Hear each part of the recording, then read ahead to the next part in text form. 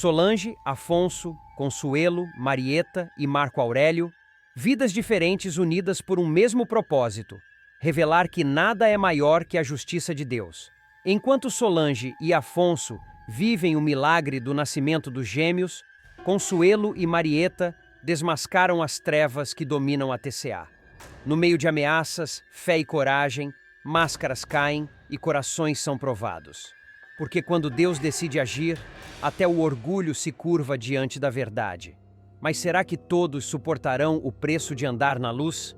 Descubra agora. A noite repousa sobre o hospital, mas lá dentro a vida desperta. O corredor vibra e um choro forte rompe o silêncio. Solange dá à luz gêmeos e naquele instante o mundo parece se curvar diante do milagre.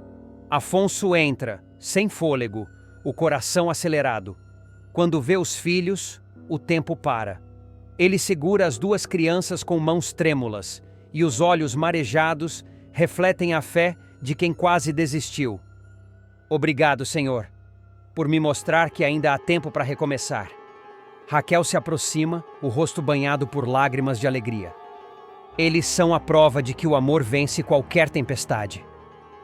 Solange sorri, exausta, mas iluminada. Cada dor valeu a pena. As enfermeiras se entreolham. O ambiente inteiro se enche de algo sagrado.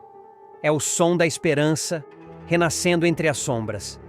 Do lado de fora, a chuva cai leve, lavando o medo, limpando o passado. Mas enquanto o amor floresce naquela sala, em outro canto da cidade, a verdade começa a se mover. Consuelo e Marieta estão em um escritório silencioso, as luzes baixas, a mesa coberta de papéis sigilosos. Marieta, olha isso, diz Consuelo, com a voz embargada. Se esses números estiverem certos, há anos de mentira escondidos aqui. Marieta engole seco. Meu Deus, Consuelo, isso pode destruir gente poderosa. Ou libertar os inocentes, responde firme.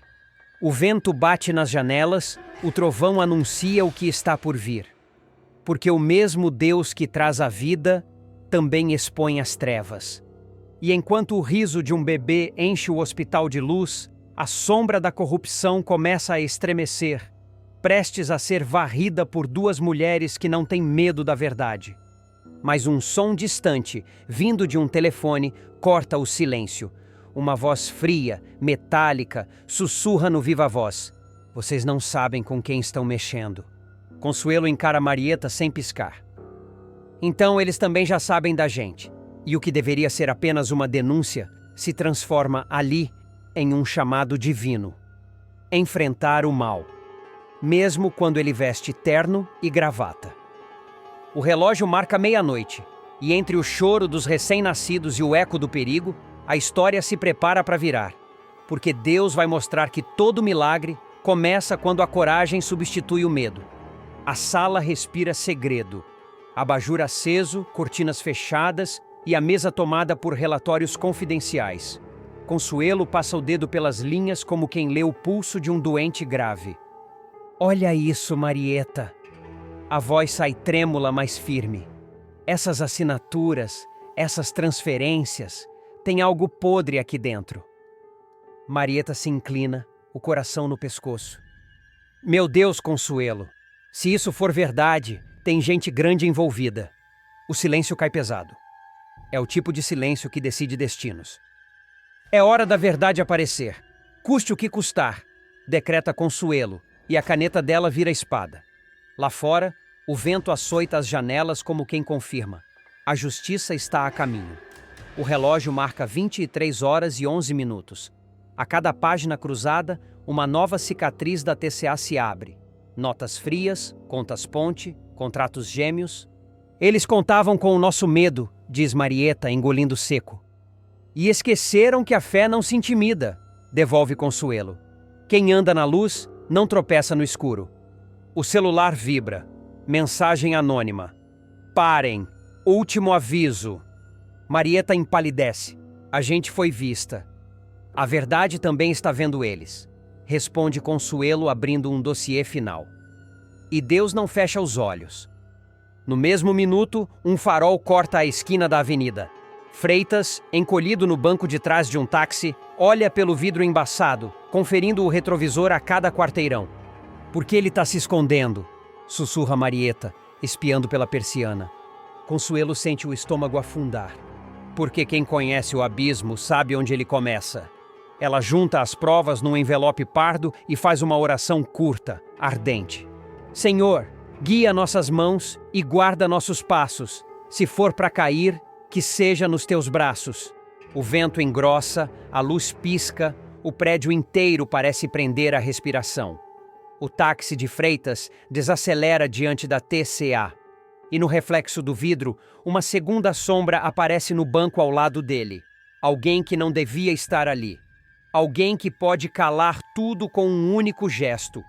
Quem entrou nesse carro e por que carrega uma chave que abre mais do que portas? O relógio da TCA marca o fim do expediente, mas ninguém ousa ir embora. Os corredores estão tomados por um silêncio tenso, o tipo de silêncio que antecede a queda.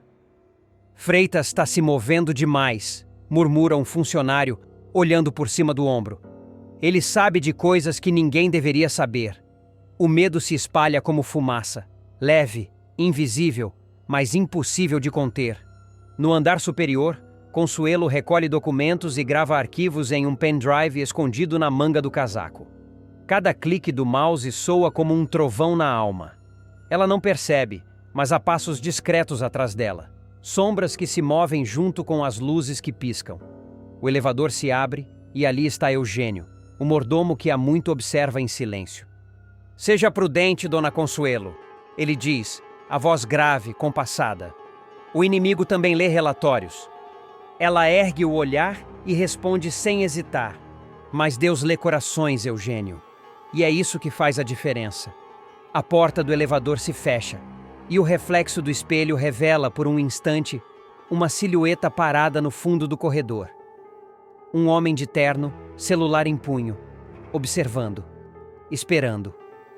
Do outro lado da cidade, Freitas está dentro de um táxi, com o rosto meio oculto sob um chapéu. O vidro molhado de chuva reflete as luzes da TCA, ainda acesas. "Eles acham que mandam no jogo, mas quem tem o trunfo sou eu", murmura, com o olhar frio. O motorista, um senhor de voz serena, quebra o silêncio. "E se o jogo for de Deus, moço? Já pensou se ele resolver virar a mesa?" Freitas solta um riso curto, mas o riso morre na garganta. "Deus!" ele diz, tentando parecer seguro.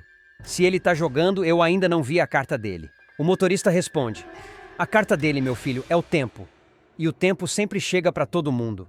O semáforo muda. O carro segue. E no espelho retrovisor, o rosto de Freitas já não parece de um vencedor. Parece o de quem pressente o próprio fim. Enquanto isso, de volta à TCA, o relógio digital pisca. 23 horas e 59 minutos.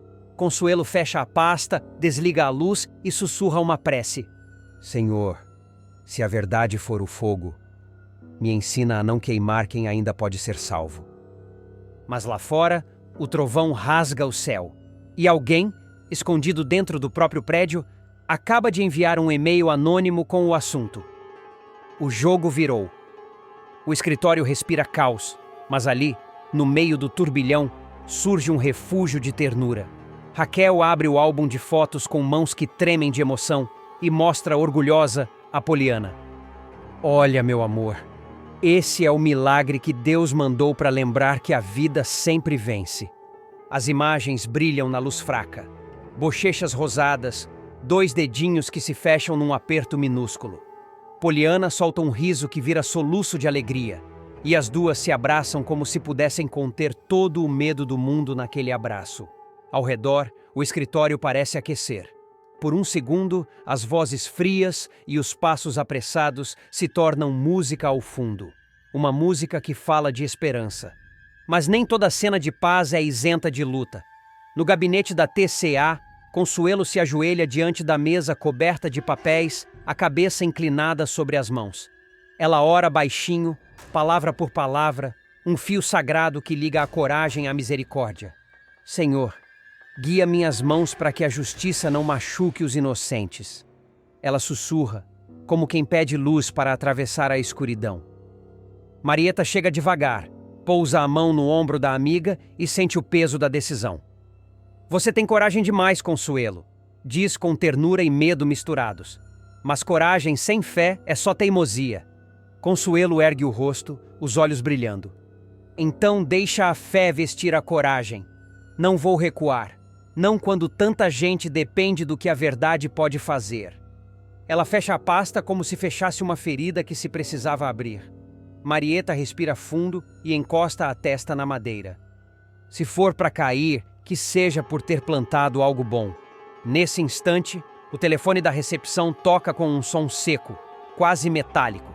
A linha abre.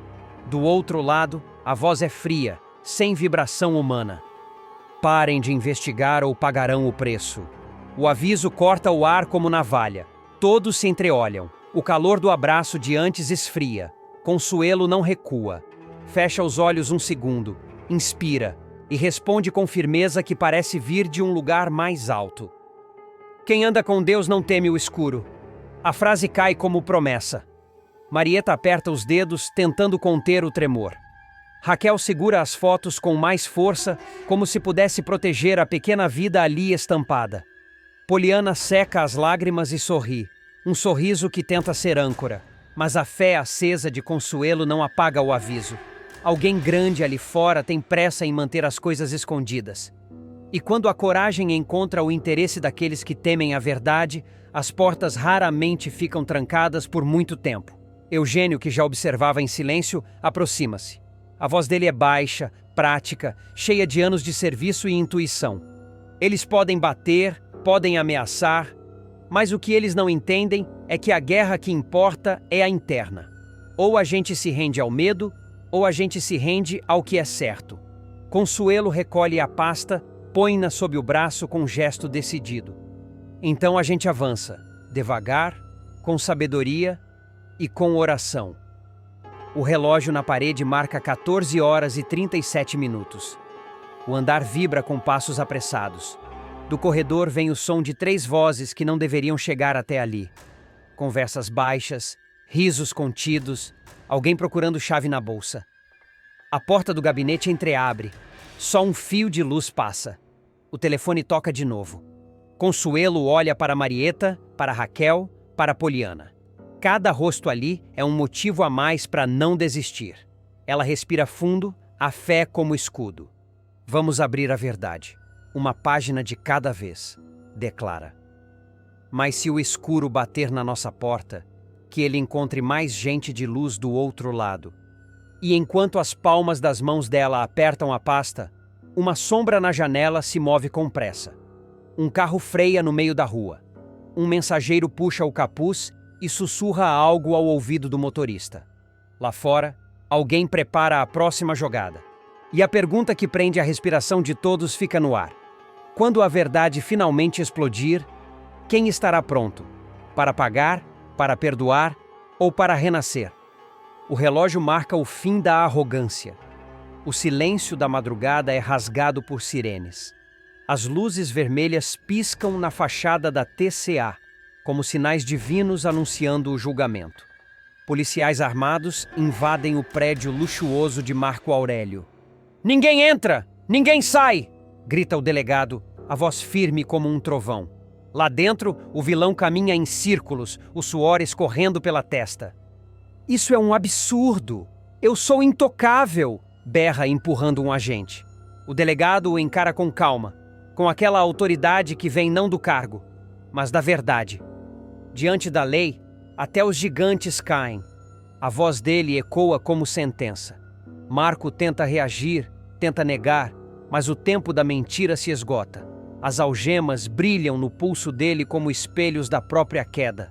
Lá fora, o céu desaba em chuva, e é como se o próprio Deus lavasse o chão da TCA, apagando rastros de ganância, limpando feridas abertas por anos de corrupção.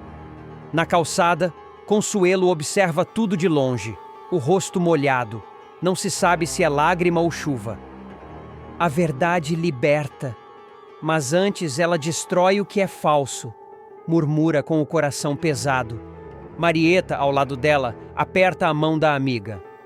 Você fez o que precisava ser feito. Não sozinha, responde Consuelo. A justiça de Deus usa as mãos de quem não tem medo de se sujar pela verdade. Os repórteres cercam o prédio, as câmeras captam o rosto abatido de Marco Aurélio. A cidade inteira comenta. As manchetes se espalham, mas no meio da confusão, um detalhe inquieta Consuelo. Cadê Freitas?